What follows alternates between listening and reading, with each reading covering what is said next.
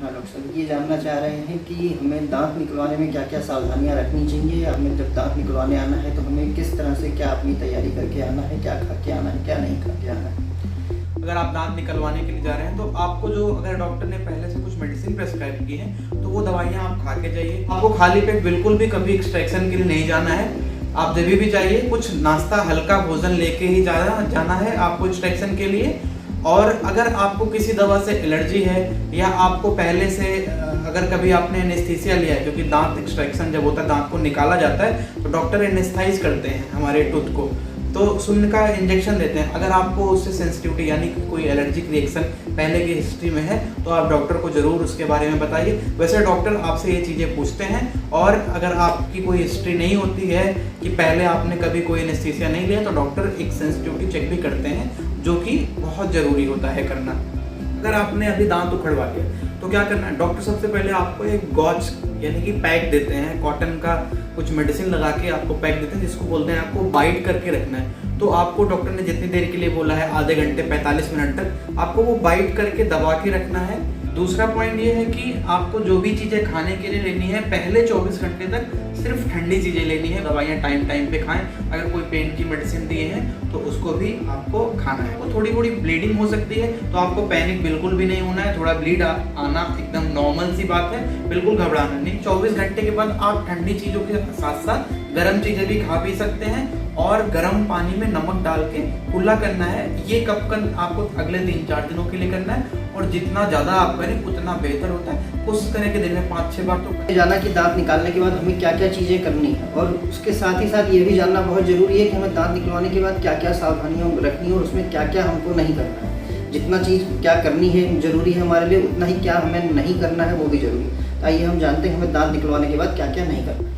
दांत निकलवाने के बाद सबसे पहले जो आपको डॉक्टर ने कॉटन का बीज आपके दांतों में दबा के रखने के लिए बोला है, आपको बिल्कुल भी डिस्टर्ब नहीं करना है। पहले आधे घंटे तक या 45 मिनट तक, या कभी कभी डॉक्टर 20 मिनट के लिए बोले, आपके डेंटिस्ट ने जितने देर के लिए बोला उतने देर के लिए आपको वो कॉटन को दबा के प्रेस करके रखना है, उसको डिस्टर्ब नहीं करना है।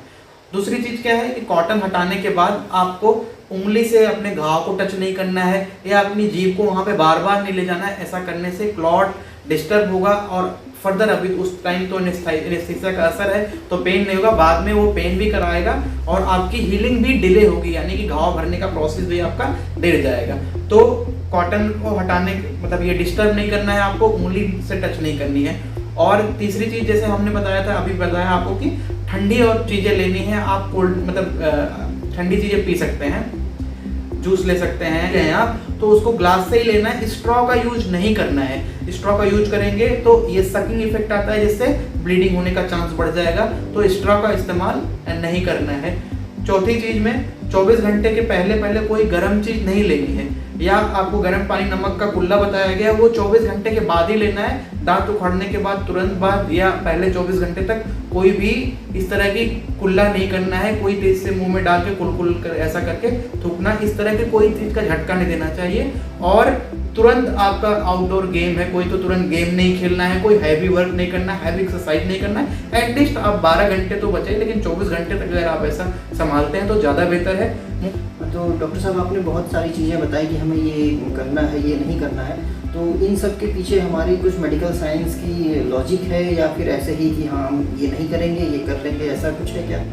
नहीं, हर चीज़ के पीछे एक लॉजिक है। जैसे आपको बताया कि पहले 24 घंटे एकदम स्टार्टिंग से आपका दांत उखाड़ा गया है ना, दांत उखाड़ा गया तो आपको एक कॉटन का पीस या पैक बना के दिया गया जिसको आपको प्रेस करके रखना है। तो इसलिए इसके पीछे ये लॉजिक है कि आप उसको दबा के देर तक रखेंगे तो ब्लीडिंग नहीं होगी, कॉम्प्रेस हो जाती है। उसमें कुछ सोल्यूशन होता है जो एंटीबायोटिक होता है, एंटीबैक्टीरियल एंटीसेप्टिक इफेक्ट होता है, वो आपके ब्लीडिंग को कॉम्प्रेस करके रखता है, जिससे ब्लीड नहीं होती और हीलिंग में भी मदद मिलती है। दूसरी चीज़ बताया गया कि आपको थूकना नहीं। हमारा प्राइमरी जो है ये उद्देश्य होता है कि जब भी दांत निकला तो ताकि वहाँ पे जो सॉकेट है खाली जगह वहाँ से ब्लीड कर रहा है, बहुत माइनर वेसल्स होती हैं जो कि कॉन्टिन्यूस थोड़ा थोड़ा ब्लीड कराती रहती हैं, तो वो ब्लीड ना करे इसलिए पैक लगा होता है। और कॉटन जब हटाते हैं उसके पहले लगभग आधे घंटे लगता है कि पूरा क्लॉट बन जाता है, और वो क्लॉट ना डिस्टर्ब हो इसलिए मतलब बोला जाता है कि जीभ नहीं लगानी है या उंगली से टच नहीं करना है। या कुछ लोग बहुत शीशे में ऐसे देखते हैं गाल को फैला के, तो उसमें भी आपका क्लॉट डिस्टर्ब होता है, यानी कि हीलिंग आपका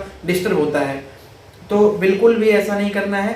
इसके पीछे का यही लॉजिक है। दूसरा और तीसरा लॉजिक ये है कि 24 घंटे तक बोला जाता है कि गर्म चीज़ें नहीं लेनी है, ठंडी चीज़ें लेनी। उसके पीछे का यही लॉजिक है कि पहले ब्लीड कर रहा होता है तो ठंडी चीज़ें क्या करती हैं, वेसो कॉन्स्ट्रिक्टर इफेक्ट डालती हैं, यानी वेसल्स को सिकोड़ देती हैं, जिससे ब्लीड करने का चांस नहीं आता और फर्दर ज़्यादा स्वेलिंग भी नहीं हो पाती। और जैसे सराउंडिंग में बहुत से मैंने बताया वेसल्स होती हैं, तो जो कि क्या करती हैं कि हल्का फुल्का स्वेलिंग आ जाती है ना, स्वेलिंग आ जाती है तो 24 घंटे के बाद हम क्या लगभग अब हमारा उद्देश्य खत्म हो गया, अब ब्लीडिंग का डर नहीं रहता, प्रॉपर क्लॉट बन गया होता है, तो हम गर्म पानी नमक का कुल्ला करने बताते हैं। उसके पीछे का ये साइंस होता है कि गर्म चीज़ें क्या करती हैं, वेसल्स को डायलेट करती हैं और स्वेलिंग को कम कर देती हैं। दूसरी चीज़, इनका क्लींजिंग इफेक्ट बहुत अच्छा होता है, एक तरह से हाइजीन भी मेंटेन होता रहता है, और अगर आपने कुछ खाया है, पिया है, फूड पार्टिकल है तो वो भी क्लीन हो जाते हैं। तो इनके पीछे ये लॉजिक रहता है। तो जितने भी चीज़ें थी, अभी अगर आप दांत निकलवाने जा रहे हैं तो आपको डॉक्टर ने इन शॉर्ट में बता रहा हूँ, डॉक्टर ने जो मेडिसिन दी है वो खा के ही जाएं, और दांत निकालने के बाद आपके डॉक्टर ने जो जो चीज़ें बताई वो करिए। अब आपको डॉक्टर से कब कांटेक्ट करना है, जैसे आप घर पे गए और आपको अभी ब्लीडिंग लगातार हुई जा रही है, आप स्प्लिट नहीं कर रहे हैं या बहुत ज़्यादा ब्लड निकल रहा है, तो अब इमीडिएटली आपको डॉक्टर से कांटेक्ट करना है। और दूसरी चीज़, अगर किसी भी दवा को खाने पर आपको कोई चकत्ते निकल रहे हैं, खुजली हो रही है, लाल हो रही है शरीर में, या और किसी तरीके के मुंह में छाले आ जा रहे हैं, बहुत ढेर सारे होंठ काले पड़ जा रहे हैं, ऐसा कोई आपको रिएक्शन, कोई सेंसिटिविटी नज़र आ रही है, तो अपने डॉक्टर को तुरंत कांटेक्ट करें और दवा खाना रोक दें। लेकिन दवा तभी खाना रोकना जब आपको कुछ एलर्जिक रिएक्शन मालूम होते हैं।